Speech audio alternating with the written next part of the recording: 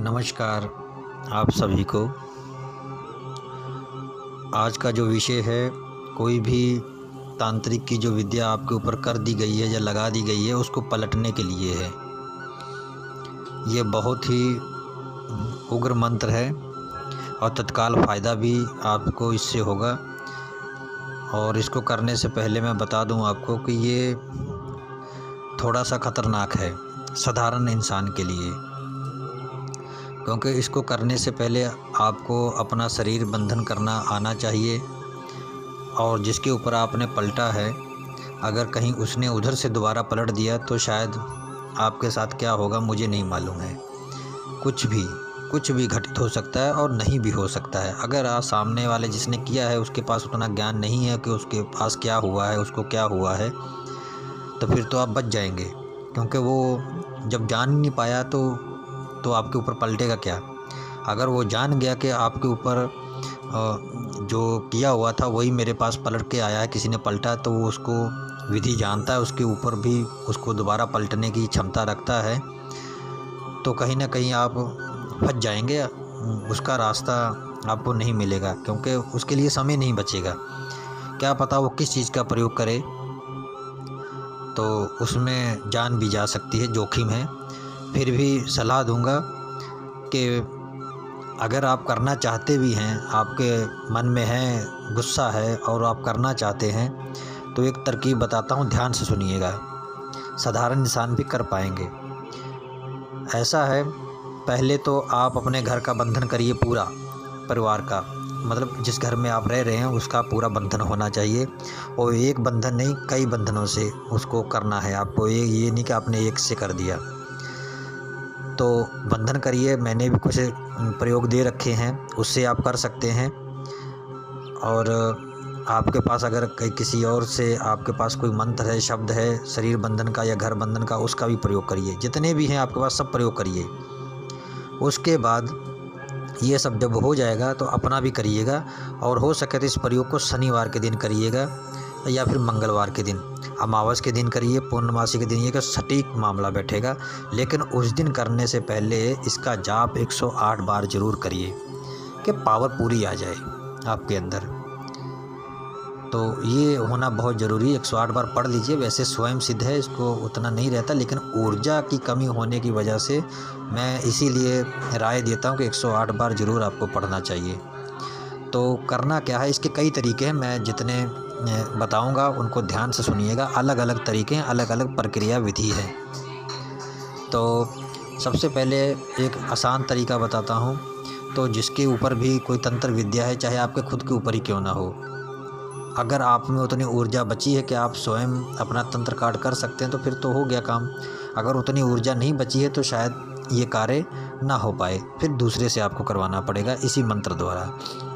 मंत्र में कोई भी मैंने काट छीट नहीं की है, जैसा मुझे मिला था वैसे मैंने आपको दिया है, इसमें कुछ भी नहीं। और ये बिल्कुल कारगर है, 100%। आप आजमा कर देखिएगा। तो कई तरीके हैं इसके। मैं पहला तरीका बताने जा रहा हूँ कि जल के ऊपर इसको पढ़िएगा। पानी जो है घर का मत लीजिए, नदी का पानी लीजिए, ठीक है, या बाहर से बिसलेरी का पानी ले आइए। कुएँ का पानी मिल जाता है तब भी ठीक है, तो या किसी मंदिर का पानी ले आइए। हो सके तो अगर शमशान में कोई नल लगा हुआ है या टूटी लगी हुई तो वहाँ का पानी लेके आइए, सबसे बेस्ट रहेगा। ये आपको तरीका बता रहा हूँ। बहुत कम लोग बताते हैं कि शमशान का पानी यूज़ करने का, कोई बताता नहीं, लेकिन बहुत सी विधियाँ हैं जिसमें शमशान का पानी लगता है, बहुत सी विधियाँ हैं और सटीक मामला बैठता है उसमें, लेकिन कोई बताता नहीं है। तो अगर ऐसा हो जाता है जो मैंने आपको बताया, आपको मिल जाता है, तो आपको उसके ऊपर 108 बार पढ़ लीजिए। एक मोमबत्ती जलाइए और मोमबत्ती जलाकर अगरबत्ती जलाइए और 108 बार पढ़िए और 108 बार फूंक मारिए। हो सके तो इसको सिद्ध योग में पढ़िएगा, सर्व सिद्ध योग में पढ़िए तो ज़्यादा अच्छा रहेगा। शनि की होरा में पढ़ेंगे सबसे अच्छा रहेगा, मंगल की होरा में पढ़ेंगे सबसे अच्छा रहेगा। तो ये इन चीज़ों का भी ज्ञान होना बहुत ज़रूरी है। मंत्र अकेले उतना शक्तिशाली नहीं हो पाता जब तक उससे सहारा नहीं मिलता, सपोर्ट नहीं मिलती है। सपोर्ट मिलती तो वो ज़्यादा ताकतवर हो जाता है, विस्फोटक हो जाता है। तो इनका ज्ञान होना भी बहुत ज़रूरी है। जैसे जैसे मैं बता रहा हूँ इसको लिख लीजिएगा अलग से कॉपी पर ये आपके बहुत काम आने वाली चीज़ है, जो मैं नक्षत्रों के बारे में बताता हूँ या होरा के बारे में बताता हूँ, और ये इसी के द्वारा ही काम होते हैं। और सफलता मिलने का भी इन्हीं में राज छिपा हुआ है। जो आपको सफलता नहीं मिलती है इन्हीं ज्ञान की वजह से नहीं मिलती, क्योंकि इसका आपको ज्ञान नहीं है। आप सिर्फ मंत्र देखा और शुरू हो गए, ऐसा नहीं होता है। अब देखिए ना, एक उदाहरण देता हूँ। लोहा जब गर्म होता है, पूरा लाल होता है, तभी उसको मोड़ पाते हैं ना। ऐसे में तो लोहा देखते ही तो आप नहीं मोड़ पाएंगे ना, मोड़ते भी तो उसमें कई दरारें आ जाएंगी। लेकिन आसानी उसको अच्छी सी लचक देनी है तो उसको लाल करना पड़ेगा। तो लाल करने के लिए आपको इंतज़ार करना पड़ेगा, अग्नि जलाकर उसे तपाना पड़ेगा, इंतज़ार करेंगे तब वो लाल होगा। फिर जाकर अब उसको चोट मारेंगे तो आपको सटीक चोट बैठेगी। इसी तरह मंत्र भी हैं, समझिएगा मैंने क्या कहा है। तो आगे बढ़ता हूँ। तो उस पानी को जब आप आमंत्रित कर लेंगे तो पहले अगर रोगी आपके पास बैठा हुआ तो 11 बार उसके ऊपर फूंक मारिए। और इसको जो पानी आपने लिया ज़्यादा मत लीजिएगा, आधा कप पानी लीजिएगा। तो 3 बार पानी पिलाना, मतलब 3 चुल्लू पानी।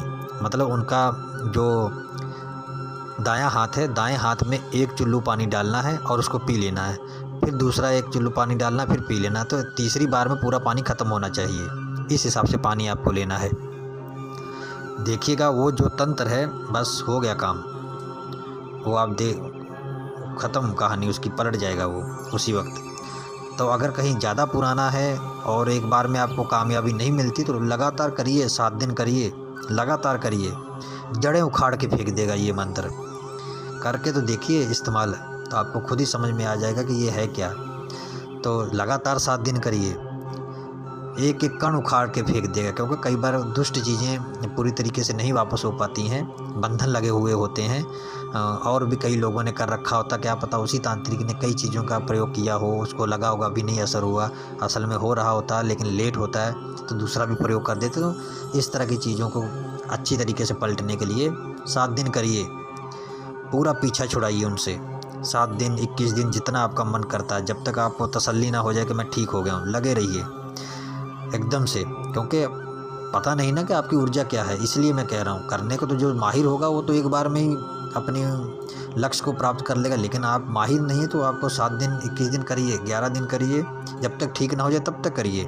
दूसरी विधि सुनिए। नदी में जाइए और 10 पत्थर लीजिए, एक ही साइज़ के, जैसे सुपारी होती है इस टाइप के पत्थर ले लीजिए, सुपारी के नाप के पत्थर ले लीजिए, 10 पत्थर लीजिए और नदी में से लाइएगा, बहती हुई नदी से। अगर पहाड़ी नदी हो या कुछ भी हो तो नदी के पत्थर लीजिएगा, छोटे सुपारी टाइप। उन पत्थरों को लीजिए और मंत्र पढ़ते हुए उल्टा उतारिए। सामने जिसके ऊपर तंत्र विद्या है, उल्टा उतारना है। पहला पत्थर पश्चिम दिशा की तरफ फेंकना है, फिर बाकी दिशाओं 9 दिशाओं के ऐसे फेंकना है। 10 दिशाओं का ज्ञान आपको होना चाहिए। कैसे है, बस उल्टा उतार कर आपको 10 दिशाओं में फेंकना है। पहला जो पत्थर होगा वो पश्चिम दिशा में फेंकना है। ये हो गया। और तीसरा तो एक पेड़ होता है नदी के किनारे, अरबी की तरह पत्ते होते हैं, उसके बड़े बड़े पत्ते होते हैं, अरबी की तरह ही होता है वो, देखने में बिल्कुल अरबी की तरह होता है। देखेंगे आप, तालाब के किनारे होगा या नदी के किनारे होगा। अक्सर गांव देहात में मैंने देखा है, तालाबों के किनारे बहुत हैं, बिल्कुल सेम अरबी की तरह दिखते हैं और अरबी की तरह पत्ते होते हैं बड़े बड़े। तो अगर वो दिख जाता है आपको तो उसकी डंडी काट लीजिएगा। डंडी काट कर आपको जो है अपनी जो है ये 9 उंगल को जो है आपको नाप लेना है। मतलब कि जैसे एक मुट्ठी बांध लिया आपने, ये 5 उंगली हो गई, आप 5 उंगली हो गया। जब आप मुट्ठी में लेंगे तो 5 उंगली हो गया, तो 4 उंगली आगे फिर मुट्ठी बांध लीजिए, तो 9 उंगली हो गया। उतना काट लीजिए।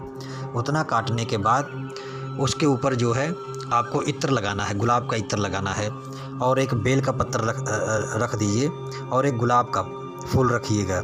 ठीक है, ये सब रख कर आपको जो है 21 बार उनके ऊपर जो है ऊपर से नीचे तक आपको लेके आना है। आगे जो है उतारना है आपको, ऊपर से नीचे मतलब छुआना है। जैसे सर से लेके आए, पहले सीधा पेट से होते हुए सीधा एक पैर दाएं पैर के नीचे ले गए, दूसरी बार कंधों सर से लेके कंधों से उतारते हुए बाएं दाएं दूसरे पैर की तरफ उतारना शुरू कर दे। इसी तरह आपको 21 बार उतार लेना है। आप देखेंगे, फिर नापिएगा दोबारा। अगर डंडी बढ़ गई है तो तंत्र उसमें उतर के आ गया है, मतलब कि तंत्र इसमें पलटेगा नहीं, उतर जाएगा उसमें। तो अगर डंडी बढ़ गई है तो उसको उतना काट दीजिए, उस डंडी को अलग रख दीजिए, एक और डंडी लीजिए, फिर उसको नापिए, फिर वही प्रक्रिया करिए। जब तक डंडी बढ़ती रहेगी समझ लीजिए कि तंत्र आपका कटता जा रहा है जो आपके ऊपर किया हुआ है। इसी मंत्र की विधि है एक और करने की जो बता रहा हूँ मैं। तो जब डंडी जो है बढ़नी बंद हो जाएगी तो समझ लीजिए पूरा तंत्र कट गया है। तो इसी से आप जल अभिमंत्रित करके उनको पिला दीजिए, जो थोड़ा बहुत बचा होगा वो भी समाप्त हो जाएगा। तो ये मैंने आपको आज बताया कि इस जादू को पलटने का जो प्रक्रिया है वो कैसी है। आपके पैसे बच जाएंगे। आप उतना सीखिए जितना आपका चल जाए, आपका घर परिवार सेफ रहे, आप यार दोस्तों अपने उनको संरक्षण दे सकें, उनकी सहायता कर सकें, बस उतना। तांत्रिक विद्याओं में मत पढ़िए, मैं राय नहीं दूंगा कि आप इसमें पढ़िए, अच्छी चीज़ नहीं है, साधारण इंसान के लिए वो सही नहीं है। आप लालच में पड़ जाए कि मैं तांत्रिक बन जाऊँ, नहीं, ये सरल नहीं है, तांत्रिक बनना इतना आसान भी नहीं है। तो मुझे लगता है कि कई लोगों को मेरी बातें अचंभा लगती होंगी, खुद तो हैं और दूसरों को मना कर रहे हैं, लेकिन मेरा शौक़ था इसीलिए मैं पढ़ा। लेकिन टाइम गया, लंबा टाइम गया, उसमें मैंने बहुत कुछ खोया है। देखिए कोई भी चीज़ सरलता से प्राप्त नहीं होती है। अगर कुछ आप बड़ा हासिल करते हैं तो उसके बदले आपको कुछ ना कुछ देना भी पड़ता है, कुछ खोना पड़ता है, तभी पाएंगे। मैंने भी खोया है तभी पाया है, नहीं तो मुझे भी नहीं मिलता, किसी को भी नहीं मिलेगा। जो साधारण सी बहुत कहते हैं कि सरल से कोई चीज़ प्राप्त हो जाती है ना, उसकी वैल्यू नहीं होती है। आदमी उसको उसकी क्या कहते हैं वैल्यू नहीं नापता है। अगर जो परिश्रम करके मेहनत करके मिलता है, बार बार मेहनत करके सफल होता है, पहले सफलता नहीं मिल रही, बार बार करने पे मिलती है, उसकी वैल्यू बनती है। उसे पता रहता मैंने मेहनत की है और कैसे प्राप्त किया है, तो मैं जानता हूँ मैंने कैसे प्राप्त किया है। तो इसीलिए आपको कहूँगा कि मत पढ़िएगा तांत्रिक विद्याओं में। हाँ, दुष्ट कर्मों का फल हमें मिलता है किसी न किसी रूप में, आपको भी मिला हुआ है। मैं पहले भी बताता हूँ कि ईश्वर कभी भी किसी को बिना फर्जी दंडित नहीं करते हैं। या तो आप किसी को दंड दिलाने में भूमिका निभा रहे हैं तब आपको ये हुआ है, और या तो आपने कुछ किया होगा पहले या अब, जो भी है उसका आपको दंड मिला है। कहीं ना कहीं भोग तो हमें मिलेगा ही जो हमने किया हुआ है, तो उससे आप नहीं भाग सकते हैं। लेकिन ये एक तंत्र लाइन एक ऐसी है जिसमें कि ये सब चीज़ें शांत की जा सकती, काटी जा सकती हैं। ये मैं ईश्वर की भक्ति के ऊपर विश्वास करता हूँ, इसलिए बता रहा हूँ। तो चलिए विराम देते हैं अपने इस शब्द को। अब मैं आज्ञा चाहूँगा आप लोगों से, फिर मिलूँगा एक और नए प्रयोग की जानकारी के साथ। तब तक के लिए नमस्कार।